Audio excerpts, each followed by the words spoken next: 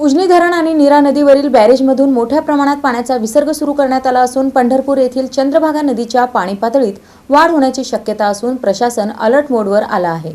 उजनी धरण आणि नीरा नदीवरील बॅरेजमधून मोठ्या प्रमाणात पाण्याचा विसर्ग सुरू करण्यात आला असून दोन्ही ठिकाणांहून मिळून सुमारे 1,40,000 क्युसेक पाणी संगमाकडे सोडण्यात आले आहे। त्यापैकी उजनी धरणातून 1,00,000 क्युसेक पाण्याचा विसर्ग सुरू आहे। या पाण्यामुळे पुढील 6 तासात संगम परिसरात पाणी पोहोचण्याची शक्यता असून त्यानंतर पंढरपूर येथील चंद्रभागा नदीच्या पाणी पातळीत 80 ते 90 सेंटीमीटरने वाढ होण्याचा अंदाज आहे। संभाव्य पूरस्थिती लक्षात घेऊन पंढरपूर प्रशासन अलर्ट मोडवर असून आवश्यक नियोजन करण्यात आले आहे। चंद्रभागा नदीपात्रात उतरू नये तसेच नदीकाठावर अनावश्यक गर्दी करू नये असे आवाहन जिल्हाधिकारी एस कार्तिकेयन यांनी केले आहे। उजनी आणि नीरा दोन्ही बॅरेजतून आता पाणी सोडण्यात आलेली आहेत।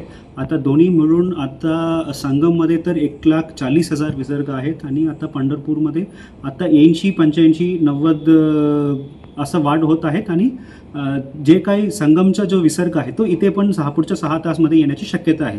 म्हणून आम्ही पूर्ण नियोजन पंढरपूरमध्ये केलेली आहेत। आता पण प्रांत आणि CO नगरपालिकाचा आढावा घेतला होता आणि प्रत्येक 10,000 क्युसेक्स वाढत असताना काय उपाययोजना करायला पाहिजे पूर्ण आमच्याकडे प्लॅन ऑफ ॲक्शन रेडी आहेत। आमच्या रेस्क्यू बोट्स इथे जवळपास 18 रेस्क्यू बोट्स इथे आहेत। SDRFच्या टीम आहेत, तर सगळ्या यंत्रणा आहेत। मी सोलापूरकरांना खास करून पंढरपूरच्या आजूबाजू गावाच्या आणि पंढरपूर नगरपालिकाच्या लोकांना मी सर्वांना आवाहन करतो की आता विसर्ग मोठ्या प्रमाणे वाढणार आहे। जवळपास 1,40,000 पर्यंत विसर्ग वाढण्याची शक्यता आहे।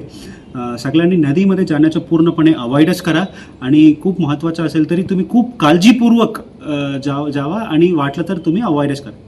तसेच नदीकाठावरील आणि परिसरातील गावातील नागरिकांना सतर्क राहून प्रशासनाच्या सूचनांचे पालन करण्याचे आवाहनही करण्यात आले आहे।